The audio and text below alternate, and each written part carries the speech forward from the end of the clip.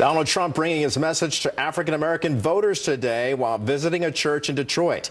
The GOP nominee promising an economic plan that would help revitalize the city and pitching better education and job opportunities for the community. Mr. Trump's visit also drawing a group of angry protesters outside the church. Peter Ducey is live in Detroit with the very latest. Peter?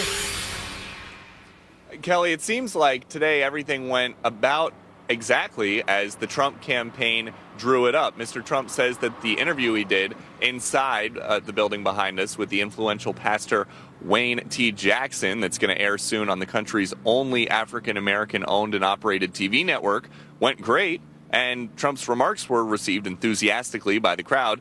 Then he dropped by Dr. Ben Carson's old neighborhood to chat with people that lived there, including the woman who moved into the one-time Republican candidate's house when he moved out without incident. And so that means that today most of the focus has stayed on Trump's message. And that message was tailored for an audience that Trump says lives in a place that hasn't had the appropriate access to jobs or schools that they should have for years. Trump says that he knows African Americans living in inner cities have been discriminated against, but that he could use his experience from the business world to turn their lives around.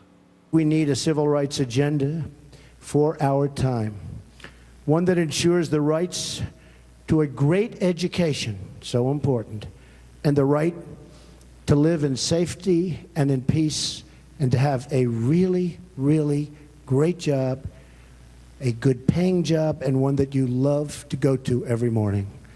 And that can happen.